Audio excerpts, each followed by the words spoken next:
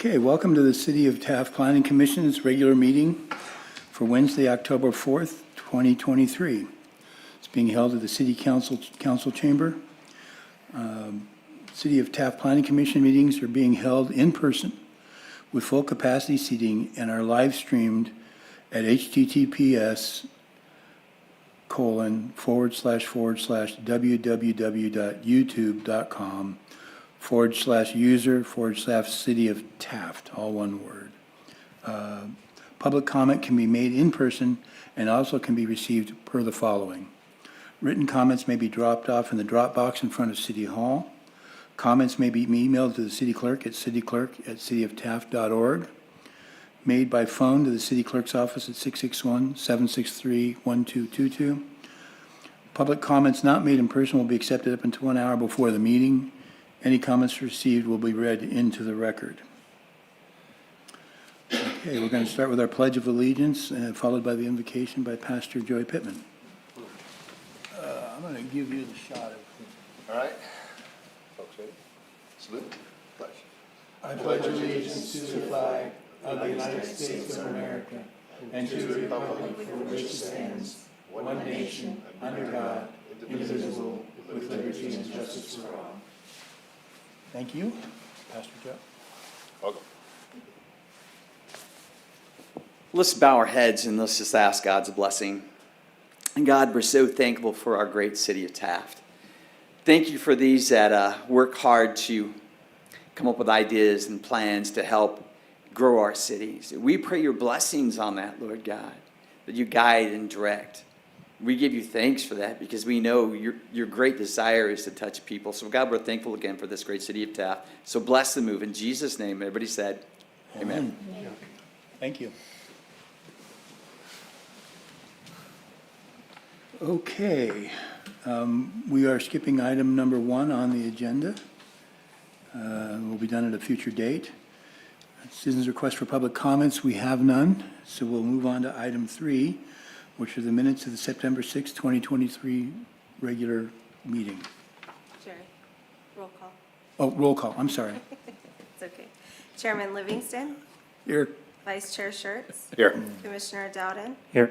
Commissioner Johnson, Here. and Commissioner Oren is absent. I didn't notice the roll call was under number 1. Thank you. That's what clerks do. Okay, now we're at item 3, which requires a roll call vote for September 6th, 2023 regular meeting. All motion to approve. Second. Okay, we have a motion and a second. Madam Clerk? Commissioner Dowden, Yes. Commissioner Johnson, Yes. Vice Chairman Schertz, Yes. Chairman Livingston. Yes. Okay, we are now moving on to item 4, study session for the City of Taft Housing Element Update for 2023 through 2031. Aggressive. And we'll hand that over to Mark Staples, our director. Thank you, Chairman Livingston.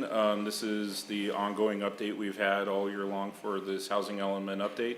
This one will be a little less flashy compared to the other ones because we've gone through some of the number of units we could generate with available land and all that. We'll quickly go over the earlier sections that have been edited and provided in prior meetings, but the entire strike through and underline change document was in your staff report and available for the public to review. So we're going to go right through what's been updated.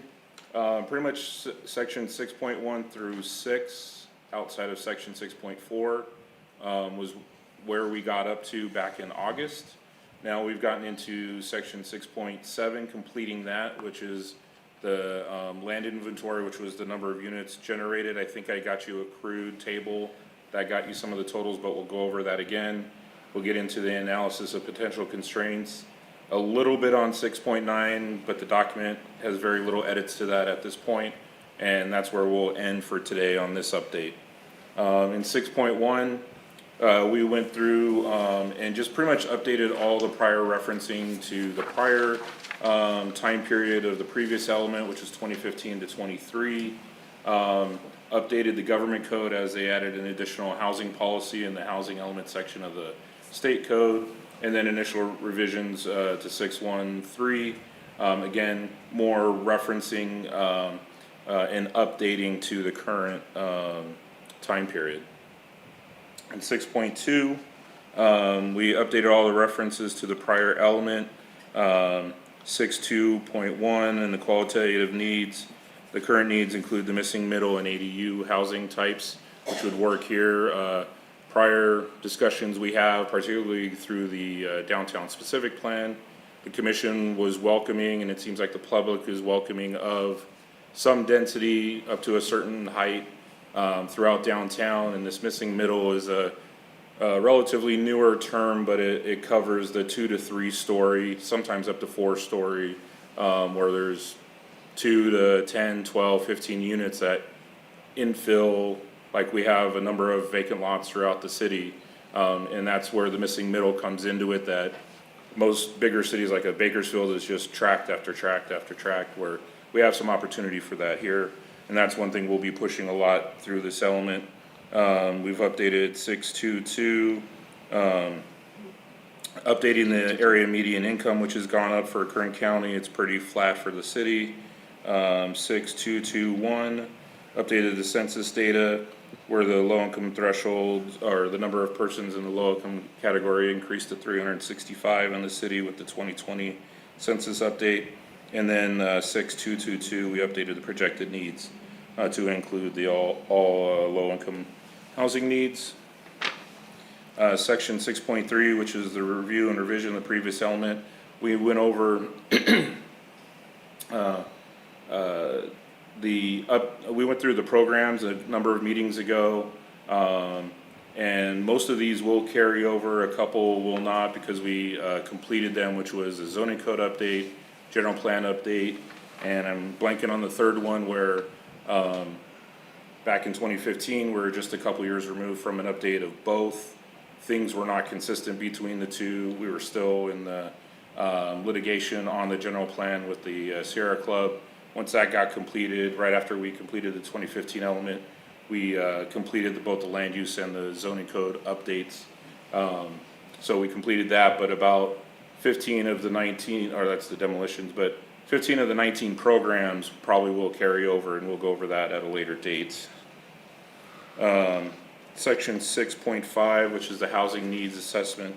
It goes over everything from regional housing, housing conditions, the population growth projections, demographics, what people pay for housing and how many are overpaying for housing, utility costs, housing stock conditions, senior housing, disabled persons, developmentally disabled persons, female heads of household, overcrowded, large families, transitional supportive housing, which was a main code update that we had to do as part of the 2015 update. The emergency shelter stuff, primarily Chairman Livingston and Commissioner Orrin were here for that in 2015.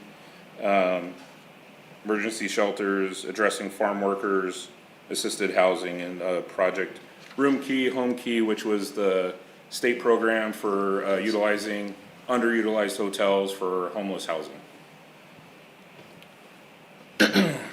Section 6.6. Oh, and in case you noticed, the reason why we've skipped over 6.4 is that we haven't done the full public outreach workshops and stuff with the public, going to different locations, and I'll explain a little bit more on that later.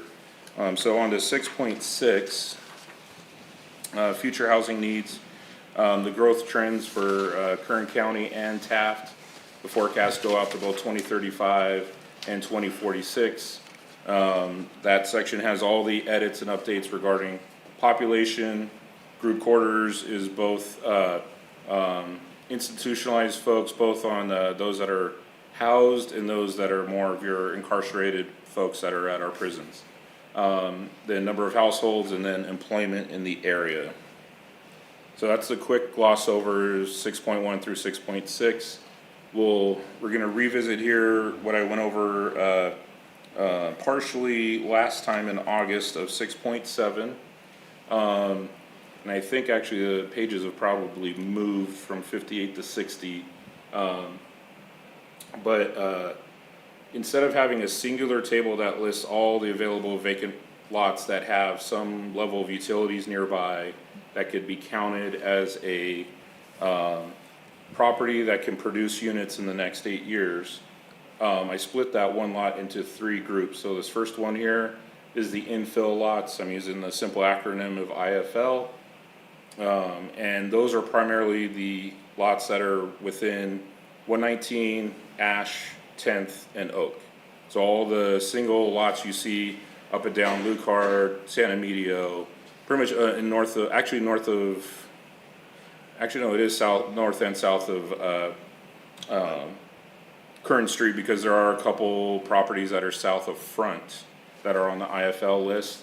And I think that's the only area that's outside of north of the 33. The second table is the large lot properties. Now these are Sandy Creek Estates. Those are 2 different properties, the property north and south of the trail, and then a lot of these properties that are east of 119.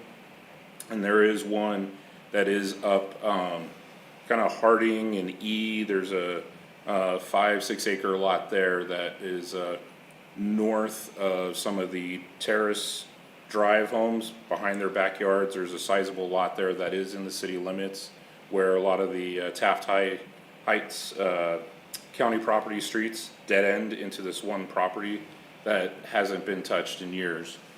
So that's on the large lot properties, and these produce the hundreds of units. As you can see, the infill lots only can get to about 137 units. The large lot properties are over 5,600. And then this last one is specific to the limits of the downtown specific plan that we approved last year, and that could get up to 962. So all that totaled, the total number of potential units that could be generated is just short of 6,800 units.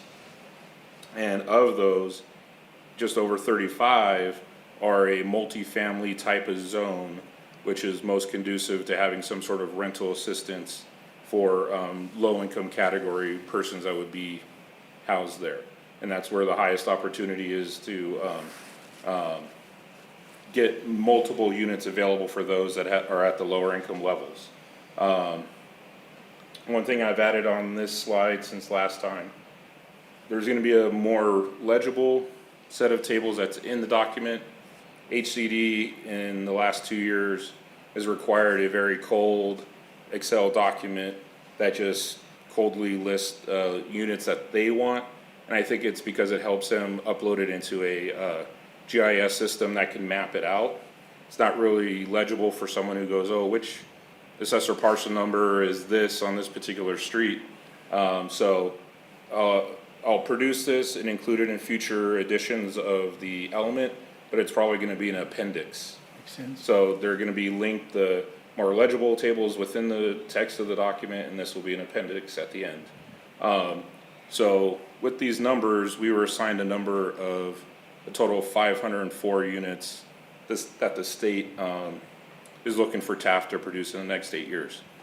We're still 5 to 15, maybe 20, probably on a good year if we get a new home builder, which would put us at about 100 to 160 units, which is well less than that 504.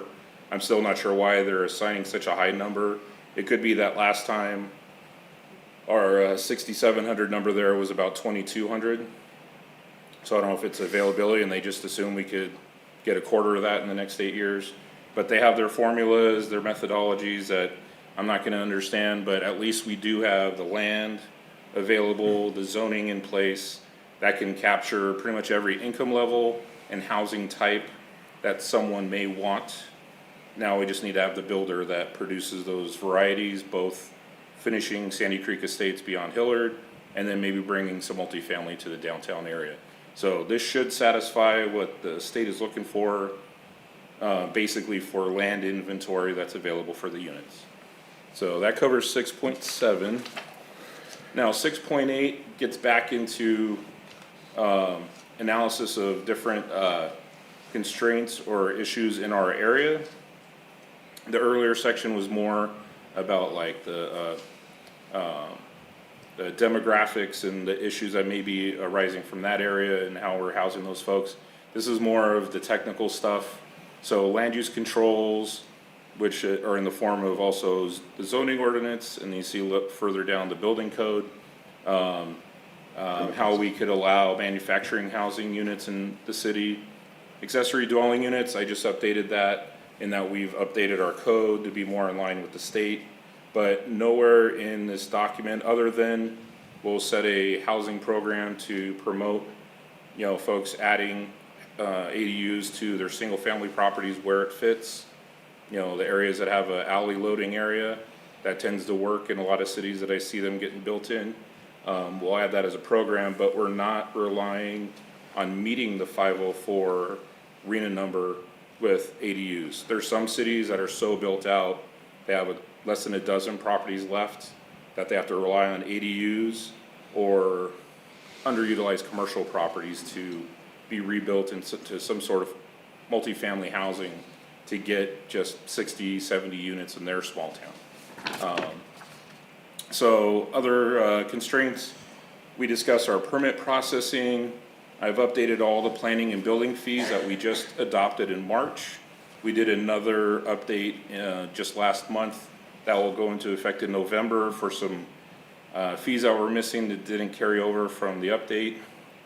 I don't think I've gotten too much into yet of the oil company owned properties, and it's not going to be necessarily a negative other than they just don't change hands as often as other privately owned properties or becoming available to be developed on. Substandard parcels, I haven't dived into that as much, but we have been working on a couple new permits for houses that are on some smaller lots, and it seems to be working, and they are technically legally created. Because of how the center part of Taft was chopped up into 25-foot by 125-foot lots. So I'll be discussing how it's both a positive and a negative. There's not a lot of room, but there are housing options that can be fit onto those parcels. Substandard housing, we'll just talk about nuisances and code enforcement. Infrastructure, I'm getting information back from Public Works, updating the wastewater info that's there. It was before they did an improvement to the plant back in 2015-16. Right. So we'll get that updated. The non-governmental constraints deal with land availability, land contamination, prices and market constraints, cost of construction, financing, and whether folks' income make them eligible for financing, energy costs, and then environmental constraints. So this is more discussion of what is our current state in this area and getting all that updated. I've gotten about half of these done. I've got more of this right column and the bottom of the left column left to update on that. And then this is one I want to spend a little time on just to get your input as planning commissioners. So the housing plan, we wait all the way till 6.9 to get our goals of the housing plan in. So we have these 4 goals that have been pretty much carrying over from element to element because they're good general goals that always fit in a housing plan and trying to promote housing development in a city or other community. So goal 1 here is to promote the development, improvement, and maintenance of housing in locations best served by the community's facilities and infrastructure and that are compatible with surrounding neighborhoods.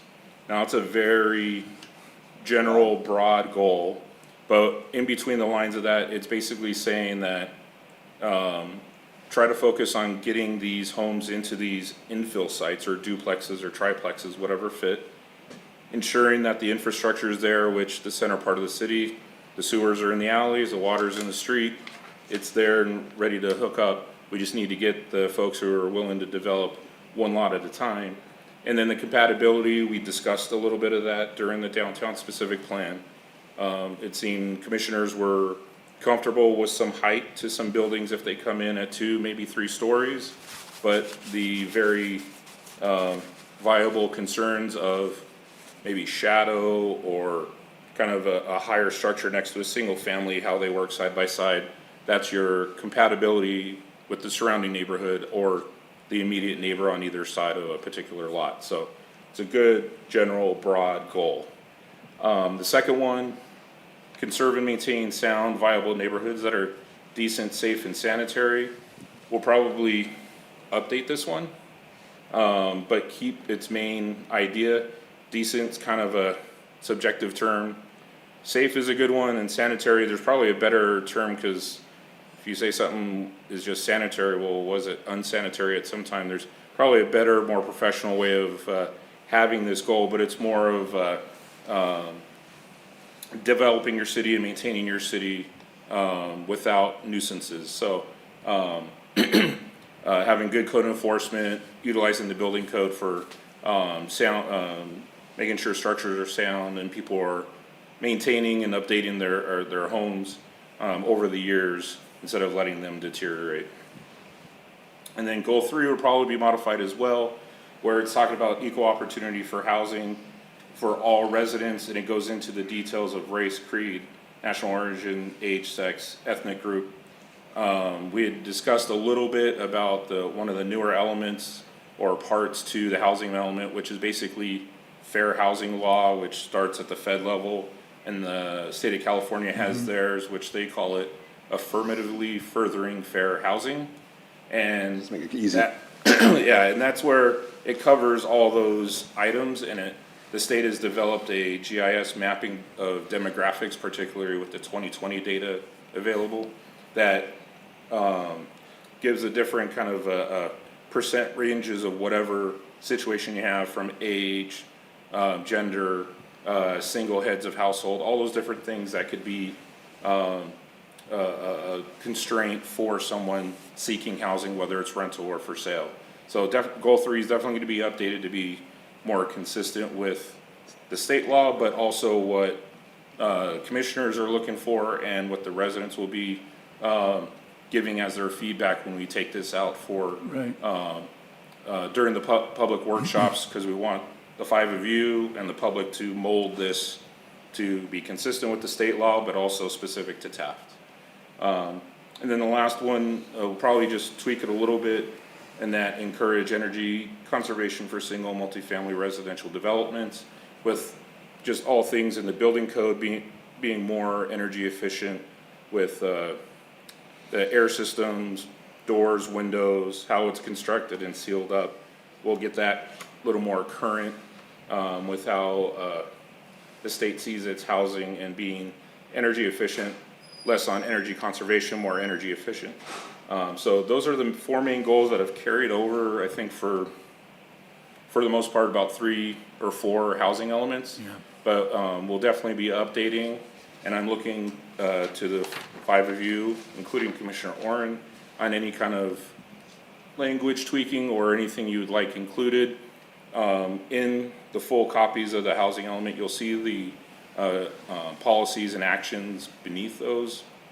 So if you had time to review it and you have any comments now, I could take those, but you could definitely share it maybe at our next meeting in November. If you have any more refined comments that you want to see revised here or included, and also in those policies and actions. And then beyond this, we get into the housing programs for the next housing period, and I just talked about that a few minutes ago. I'll stop right now to allow the 4 of you, is there anything in the text of these goals that you would like to see updated, modified, add to, or anything? Estimated projected costs of either single Affordability? Yeah, just make it affordability. What are people asking for when they're getting to these smaller lots? That's, I can tell you the cost greatly increased between 2018 and 2021. So, And it looks like it's going to increase again. yeah, I think we can touch on affordability in 1 or more of these goals here. Are there any programs or help that people can get? Say, as you drive down through certain parts of town, you'll see like a really nice, yard, and it's done up, and then someone might not be able to take care of their yard, and it just gets away from them. And, as a developer, I would think would drive through and be like, this neighborhood's kind of, it doesn't, if I'm gonna invest here, but nobody else does, is my money gonna be well spent here? But is there any kind of programs to help people that might not be able to, or things we could do to encourage people or give ideas or? So one side of that is the code enforcement side. That just got updated last year as well, giving a few more tools to our code enforcement officer to nudge people to maintain the whole of their properties.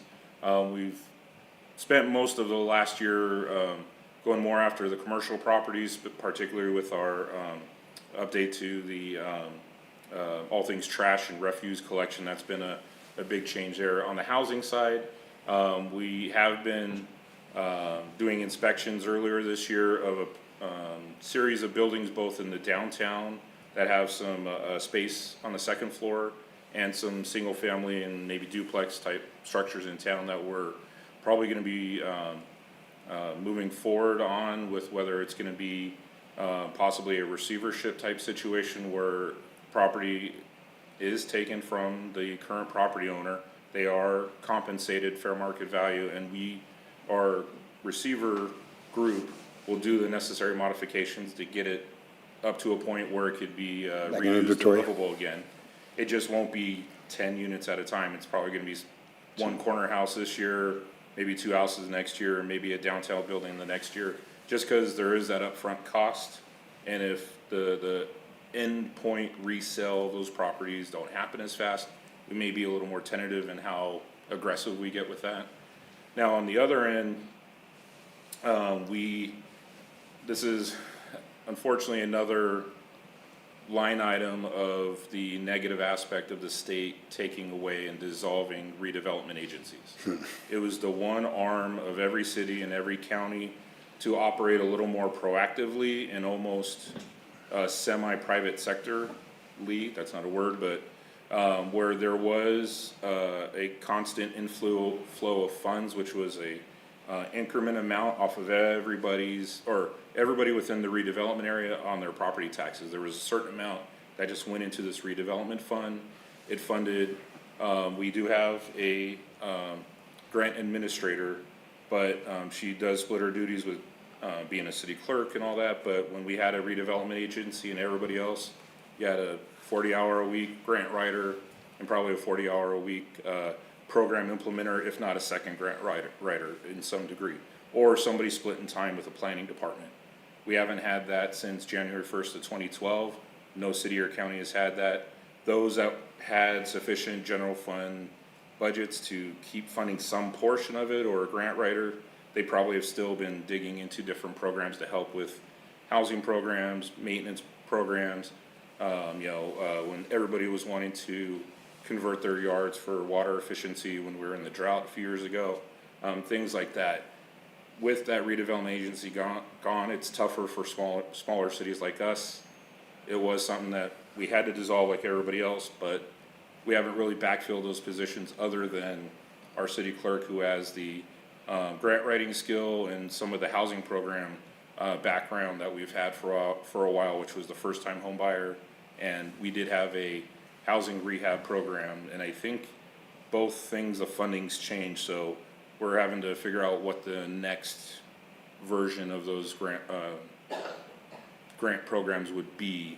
And I need to sit down with her to figure out what those are and get them into our housing program. So long-winded response. Yeah, no, They're out there, but they're not as readily available as they once were, or we don't have the staffing that can really just pet project something like that and make it as one of many things that they would be working on to improve the current housing Inventory. condition of some of the ones that are a little more run down that just need maintenance as opposed to demolition.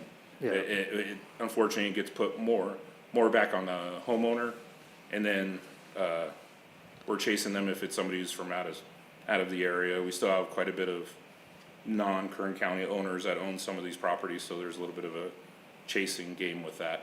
Yeah, But and I'm it's not definitely trying we have to get to on. say take anyone's house or, Yeah, some people just aren't able, or yeah. financially, physically, mentally, what can we do to help? And I just look at a neighborhood like if in the perfect world, if everybody just did their yard up and some fresh paint or a little bit of this and that, it'd be a whole different neighborhood. Yeah, year to year maintenance, And yes. you know, that would tend to attract people and raise your value.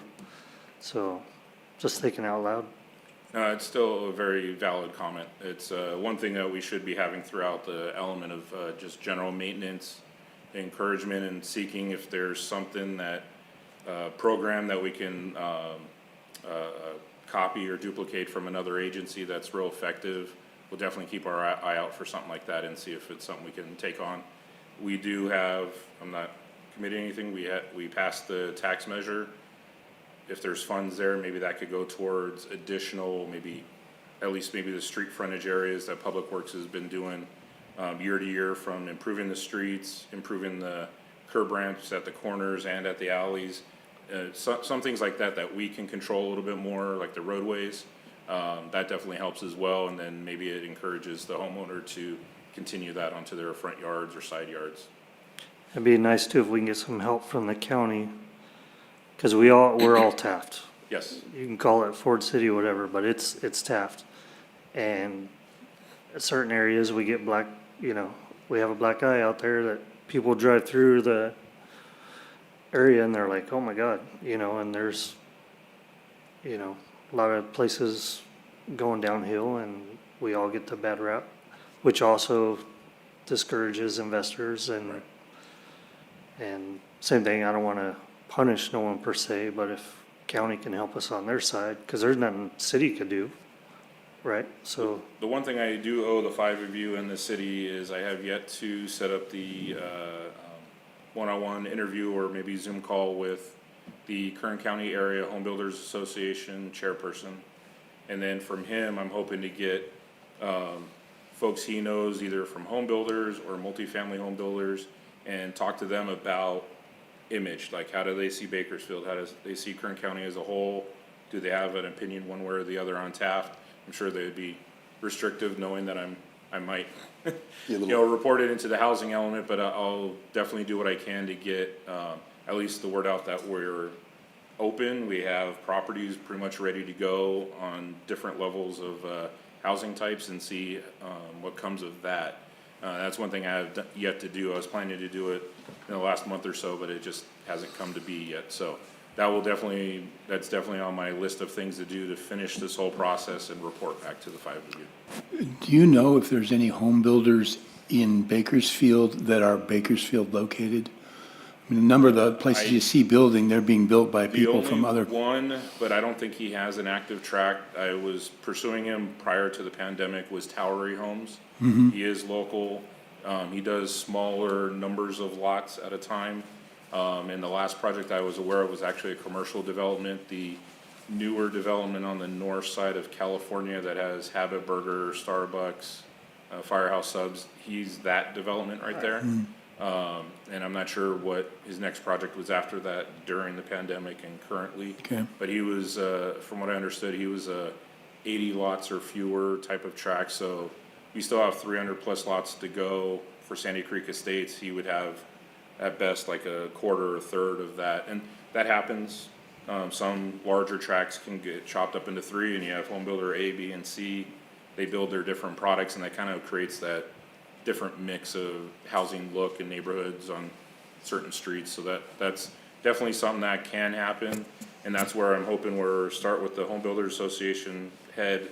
And then if I could talk to if anybody has a local Bakersfield area office, or there is the big development, I don't recall the name, that's technically in Shafter, but it's where 7th Standard and the 99 is. There's a whole planned community going on right there. That's Shafter, right now. not Bakersfield. So maybe that's someone I could speak to. And Are they fighting over between Bakersfield and Shafter, or is it definitely all Shafter? right. It's all Shafter? Yeah.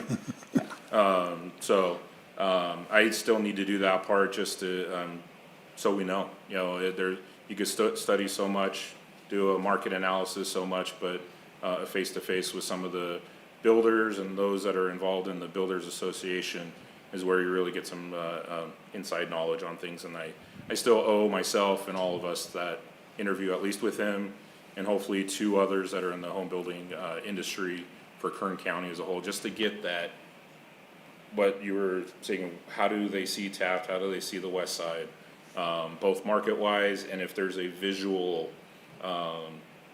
positive or negative as far as they concern, or do they really see that we do have solid jobs here, solid incomes that could qualify for financing in the house, but maybe, you know, we're a couple miles further away from Bakersfield than some of the other cities, maybe that's a factor. And that's something I'll find out when I talk to them. Anything we do to help? What's that? Anything we can do to help? Be the cheerleaders you always are. I know all four of you are big promoters of the city and can participate and contribute in various ways here. So keep doing that and provide any information to me. Always refer folks to me if you get somebody randomly in town. I'm sure all of you have called me at some time, so I definitely welcome that anytime, anyhow. And then when things start moving, we'll be bringing them here or to other meetings like a sit and sip or other service club meeting or something, just to help people show the town. And every time we do that extra step of a sit and sip or other non-governmental type meeting, I think we've all seen the people who are like, wow, okay, this is here, this is this, we have a Fox Theater, all those kind of, the amenities we have here and why we all live here, they see why. It's just getting them here. It's that first trip out that they need to help them out, so. Buy them lunch. I agree with what you were talking about, increasing the visibility or Curbside the appeal. yards, the curbside. I notice even in my neighborhood, which is on Center Street, that it seems like when one neighbor cleans up their yard, then you see kind of an increase on the rest of them. I know, I'm such a proponent of opportunities for people to own their own homes, and I know that the first-time home owner program is a very important program that I'd like to see that more promoted, because that would not just put people in low income into rentals, but as home ownership, and that changes things permanently for them, because it just changes the way that they look at things. So it would be nice if we could find some funding to where we could really promote that, because I know in the past, and they may still do this in that office, is help people even learn how to increase their credit scores so that they become more eligible. And that doesn't seem like a huge investment to periodically offer some type of classes for people who want to become homeowners, and maybe advertise that home program a little bit more. And there's some Bakersfield-based organizations that help with a lot of that as well, that we need to get them re-engaged out here on the west side. They're obviously plenty busy with Bakersfield residents, all 500,000 of them in the metro area. But if we could get them out here as well to supplement what we're capable of doing here at the city, we need every hand on deck to be able to assist, whether it's rental housing, the home ownership, the the financial literacy to help them maintain that home ownership and beyond is definitely skills we all need, and it would definitely help folks here. I've watched some people that, because I worked at adult education for 5 years, and I watched some of the people that got their GED, and friends with them, follow them on Facebook, and see the huge change in their lives, and now are moving into home ownership, increased jobs, increased income. And that partnership is so important, as we see that go hand in hand with being at your education level. And we have the partnership with Taft College and moving into home ownership. And even Habitat for Humanity, I know that right now they've struggled, but they hit a snag with some type of problem in the foundation, and Dave Norris helping them get past that challenge. But if we could even really make ourselves more friendly to Habitat for Humanity, and I know that we have in the past, but that is such an amazing program that we could be involved in, and I don't know if there's any more out there like that. But there was one other thing that I would like to see when we talk about the looks of neighborhoods, and I haven't heard this, but it might be worth considering for the housing element plan, is some type of code for paint colors. And I think that I've driven by and seen some hot pink houses and lime green houses, and I just John think, Cougar Mellencamp? Huh? John Cougar Mellencamp's? and you know, that is an issue when you want to market your house, is that it would be wonderful if there were some type of broad color code for painting, even downtown. So that's my 2 cents worth. I don't know if Chairman Livingston will mention it, but we've gone down the color palette road a couple times. And it may be just something where we have to revisit a number of times before it really takes hold and we develop a process that everybody is comfortable with, where it doesn't feel like we're overly dictating something like that, where it's just one color, like some areas of like Orange County or other areas of the state where you get kind of this monolithic look of all 200 homes are within this narrow scale of beige.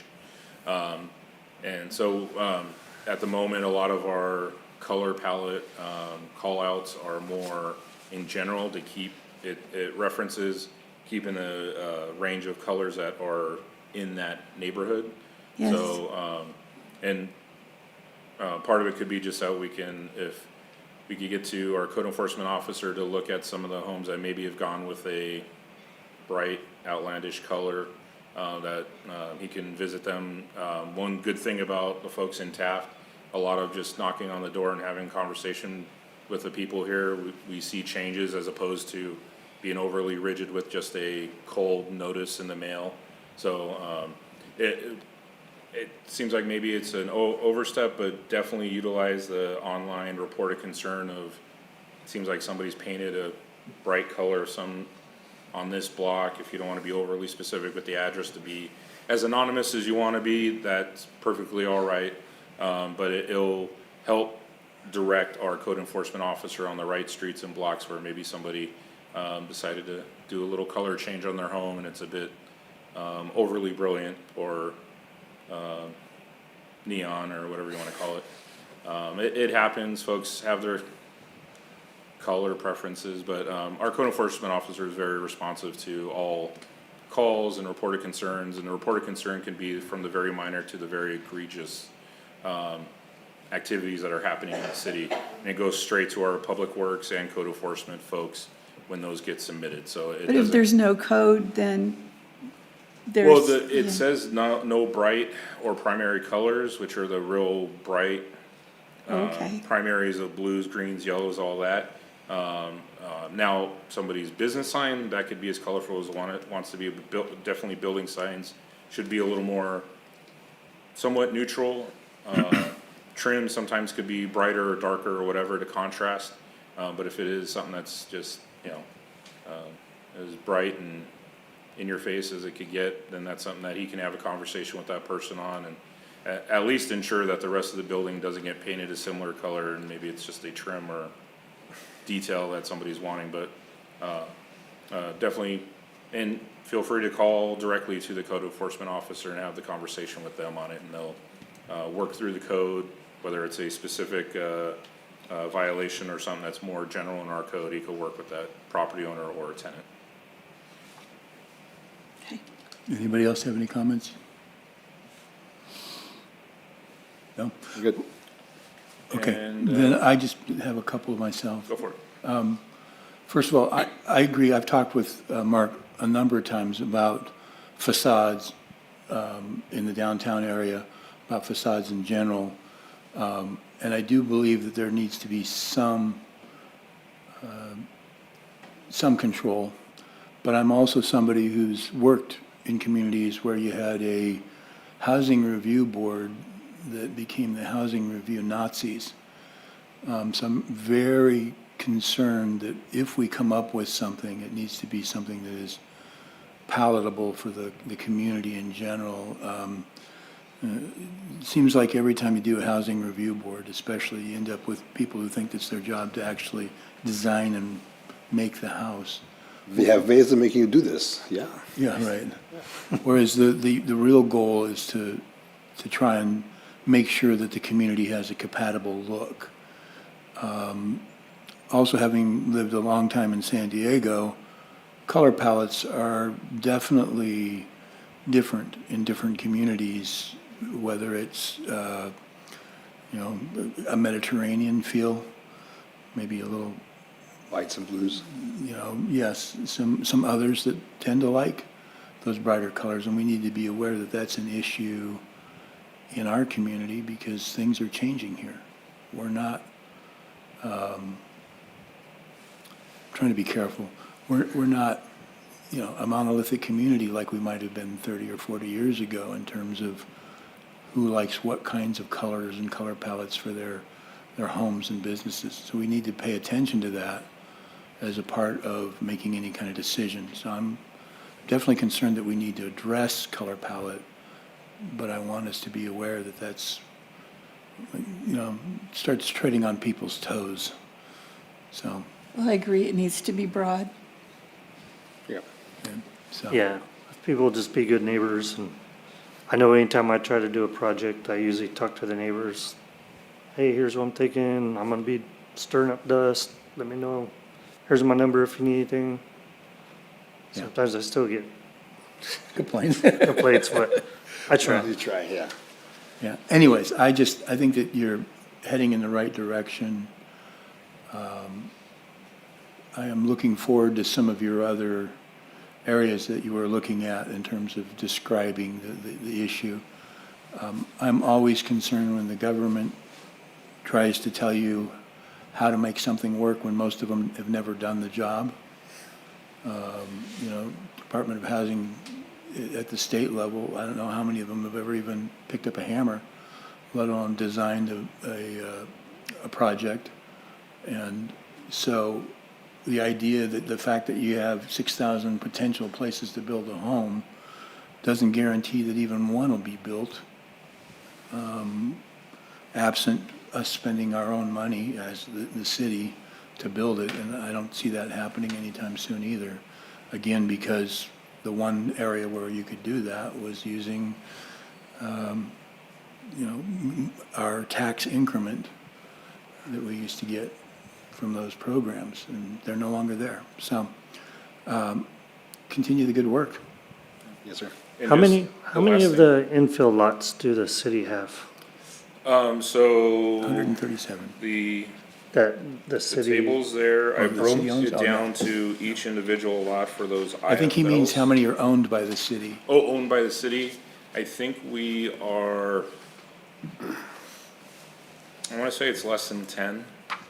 And it's part of I forgot what it's called, the long-term property management plan that the state requires, which was also part of that transition from the redevelopment agency, because that agency was the landholder prior to 2012. Now we have offloaded a number of properties in the downtown area, and then the one to Habitat for the house that they're building. We did sell one, forget which lot it is. I think the transaction did go through, and Habitat technically still owns the property, but they never built the house. I want to say it's on Santa Medio. But I think there might be 6 lots beyond that. It might have been 8, and we've sold those 2 for the infill ones in the middle of the city. But a lot of the others are privately owned. But if folks are kind of a property hunter and they see some vacant ones, do your research through the assessor and then through a title or real estate agent and get the information that way. And then when you have an idea what you want to do, come to me and we can work together on what kind of zoning we have and what the preferred type of building we want on it. But in general, if it's a single family lot, which is pretty much First or Second Street on eastward out to the airport addition or westward from 10th Street, a single family house. But definitely if you're gonna build a new home, look into putting in a little bit more financing for an ADU for your family. If you wanna have a rental unit, Airbnb, whatever you're wanting to do, look into adding these ADUs on the single family lots. More in the middle of the city, we have the R2 and R3 zone, so look to do duplexes or triplexes, provide some minimal parking off the alleyways, Most of those under 4 units and under can go straight through a building permit process that doesn't have to come before you. 5 lots and above, we'll have to gauge it based on the density and size of the project beyond that, if we go more administrative, or if we come before you for things like that. So anybody who's looking to get into home building, single units up to 4plexes, check out the empty lots throughout the city and see what we could do with that, and see if we could get some of this stuff filled in.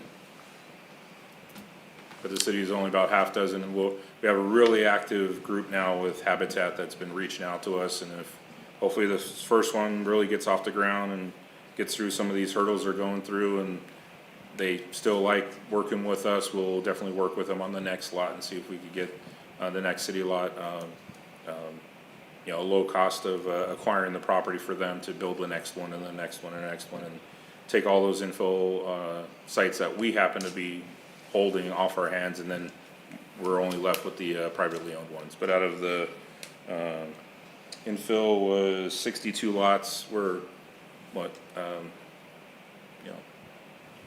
12-15% of that group, so there's still a lot of privately owned ones out there.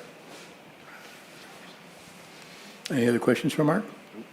Anything else you need to The cover on last this? thing was just, I haven't gone into really updating the carryover programs and the new programs. The only new program that I've dreamed up for our list is probably post-approval of the housing element. I'm gonna work on getting some pre-approved ADU plans that could be pretty much pre-approved, pre-packaged, and any property owner would know what the permit costs are, and it would be pretty much pay, here's your approval package, but you gotta get the contractor on board as part of your application to be able to build it. And we'll definitely get probably 3 sizes, something from 500 to 600 square footish, 750 to 850, and then something around 1,000 if somebody has a large enough lot for that, because you could go up to 1,200 square feet for the second unit. That's one thing a lot of cities have been jumping on, to put that expense out up front, pay a architect, or it goes through an RFP process, but an architect that could produce 3 or more plans to provide some variety. They've been doing them in cities as big as Clovis and as small as Kerman. So there's a bunch of examples that I can just piggyback off of, and in 24 we can probably work on a process like that. Also, the ADU is the extra, the mother-in-law quarters, is that also a potential? Yeah, That'd be it's part of it? the one thing the good part of what the state's been doing with ADU Good. law is that they struck the old granny unit terminology, the age restriction terminology, and some other restriction that usually was the granny flat. Yeah. It had used to have rules where the homeowner or the person in it had to be related to the homeowner, and weird, just 20 different rules, which made some people feel comfortable, but in the end, people who want to have a rentable unit in the back, or just have it for family, or whoever, a kid coming back from college, whatever the reason is, that unit's there available. And with so many of our properties in town with that alley access, it's a perfect way to put it on that backside. There's no additional parking required, so you don't have to build another garage space or carport space. No. But if you do have maybe space off to the side to just pave out concrete for that person to park at, we welcome that as well, just to make it more functional, because there's a good chance that person's gonna have a car, whether it's family or a stranger just renting the unit. So we definitely wanna encourage these, and to make it easier, if we could get some pre-approved plans, or they buy the plans to have their own architect or engineer modify it to fit their property, to speed up the process of knowing what they could do with their properties. That's one thing that I think we're gonna look into for 2024 and 25 to make happen, and just help folks out and make it a little more streamlined to get some Yeah. of these units. I'll say someone thousands of dollars to Right. design. Or they know ahead Several what the cost $1,000s, will yeah. be, Yeah. and it's not the last question they're asking is processing costs through us. The plan check will be a given, the permit will be a given fee, and the total cost they could put into their financing that they get through the bank, because it's still quite a bit of cost to build some, it's still new construction, but at least they'll have some better idea of what they're getting into. Save 'em a lot of time too. Yes. Yeah. Now, I have a question about the back units for an address. Post office doesn't like the half addresses anymore. Right. What's the solution? The main solution would be just going with suite numbers like a business. So Okay. the main house could be A, or and the back unit could be B. Okay. And that's how we probably would, handle that. We'll see what happens when we start getting more of those and what direction the post office goes. But usually they've been good about reaching out to us for other addressing concerns, so. Great. But we'll definitely work with each property owner as they go through this. Excellent. Okay, Mark? And I think all I have is the next steps. I've mentioned citizen participation, which is all the workshops and getting all this out to the public to get their feedback and have additional revisions based on what we get from them. The furthering fair housing is a section that's a new section to add in. I think I will be sending out a survey similar to what I sent out last time. A lot of the questions will be the same to see if the trends are the same on what people want to see here. And then, as I mentioned, the 6.9 with the housing plan, updating those goals, policies, and procedures, and the housing programs. And then small finishing sections of 6.10, 11, and 12 are just the last about 5-6 pages there to update and make current with the current draft of it. So these are the next steps, and that is the end of my presentation. Well Okay. done. A lot of hard work. Yeah, it's definitely a reason why there usually is a singular person that does all things code update and plan updates. Yes. In most cities, but small ones like us, we get to multitask. Yeah, you is great. got to keep those plates spinning. Yes. Okay, so we're going to move on to item 5, which is consideration of canceling the regular planning commission meeting and holding special planning commission meeting in November 2023. And that is also you, Mark. Yeah, so Chairman Livingston, I unfortunately kind of misscheduled some time off in November that included November 8th, which was the time when we have a unique month where the first Wednesday of the month is not when we have our meeting. It ends up being that second Wednesday, which is the 8th, following the first city council. So I had talked to the clerk's office and they were okay with bumping up the meeting to that November 1st. It works for my schedule to be able to produce the staff report. We should have a completed red line and, or strike through and underline housing element, the draft that will go out to the public for the public meetings. And checked with also our videographer that handles the recording and streaming our meetings. He's able to make it. I'm not anticipating an action item other than a last review of the full edit of the housing element. I still want to have a meeting for November and have all 5 of your eyes on this housing element document where it should be pretty much at a pretty completed level. It may have some of that for fair housing stuff left, but at least the document will be updated front to back, and it'll be all this new stuff, environmental and all that stuff going on in November. Okay. So, Anybody have a problem with the first? I'm available. You're available? Fine. How about you? Checking.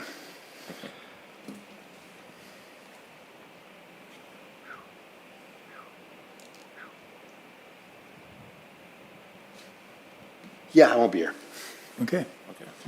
so will I. So we'll, so you still So need we'll to need make a the motion. motion, read both the, item 1 and 2, which includes that added, exemption. Whoever wants to read the recommendations. All right, ready? The recommendations for the planning director will present an Nope, Next nope. Nope. 1 and 2. I wanted to. Turn it around. Oh, the backside. Those recommendations. Motion to cancel the regular planning mission committee on Wednesday, November 1st and 2023, and hold a special planning commission meeting on Wednesday, November 1st, 2023. Find that activity is not a project of per the California Environmental Quality Act, CEQA, and set forth a section 15060C3 and section 15378 of the CEQA guidelines. And let's be clear, because I think you said November 1st November cancel 1st. too, so you mean November 8th cancel. Cancel the November 8th and moving it to November 1st. Do I have a second? I'll second. Does this require a voice vote or a roll call? Let's do a roll call. Okay, we'll do a roll call vote then. Commissioner Dowden, Here. Commissioner Johnson, Yes. Vice Chair Schertz. Yes. Chairman Livingston. Yes. Okay. So that moves us to item 6. number 6, Planning Director Report. Yes, probably could have put this in during the housing element review part, but I only found out about it 4 hours ago. All right. So, good news is finally getting some additional funding that should help me for the housing element. Good. So what that's gonna do is I was trying to get everything done and kind of on this rush schedule to be formally approved in December, expecting a full revision request from the state once they review it. And we'd make those revisions into the spring of 2024.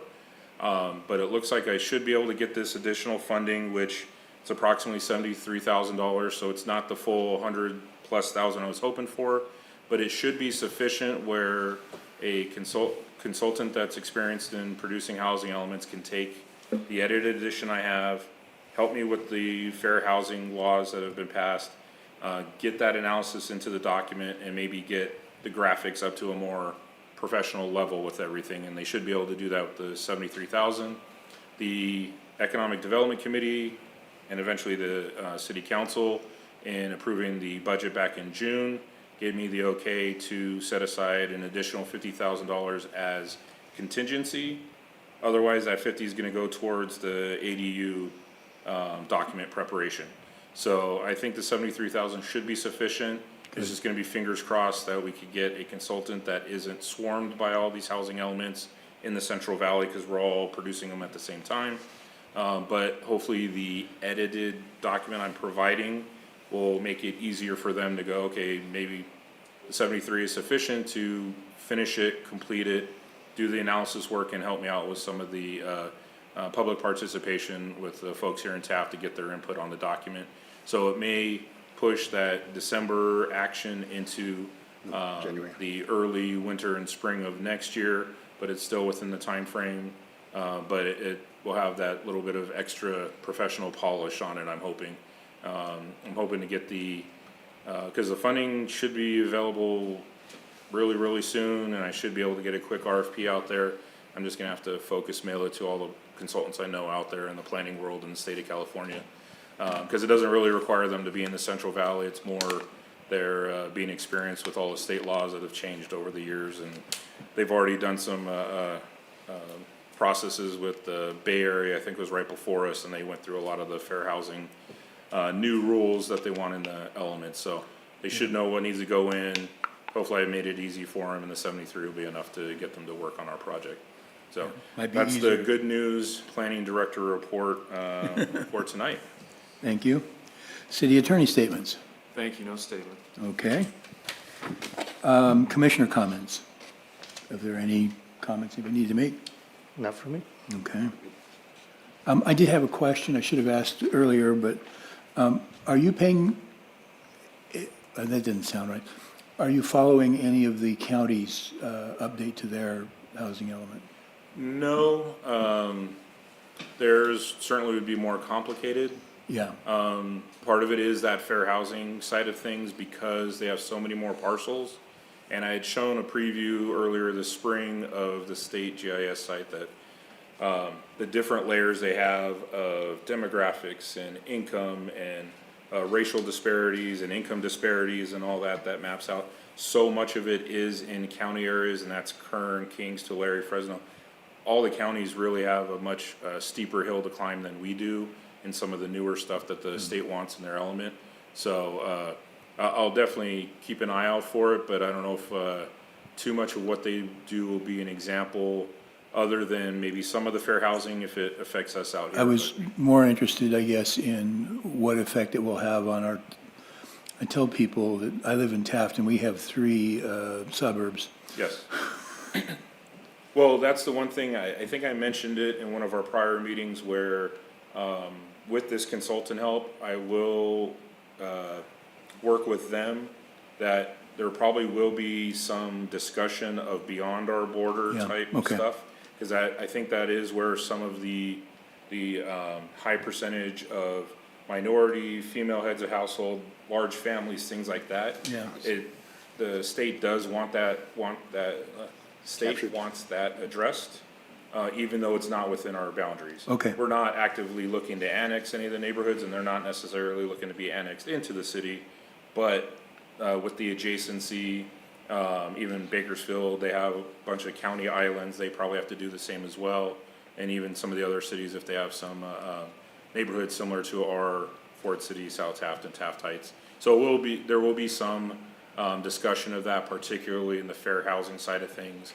Kind of a compare contrast of, this is the condition in the city, just across the line in the county, there's this income disparity, there's this racial disparity, whatever it may be. You'll see that in the new material that we add to this. Okay, I was just curious. Thank you. We are now moving on to item 9, identification of representative to the city council. I'm still available unless somebody wants to do it. Okay, then I guess I'm doing it. Yep. Okay, in that case, all we need is a motion to adjourn. Motion? Make that motion. Second. I'll second. There you go. So 2 motions, 2 seconds. All in favor? Aye. Aye.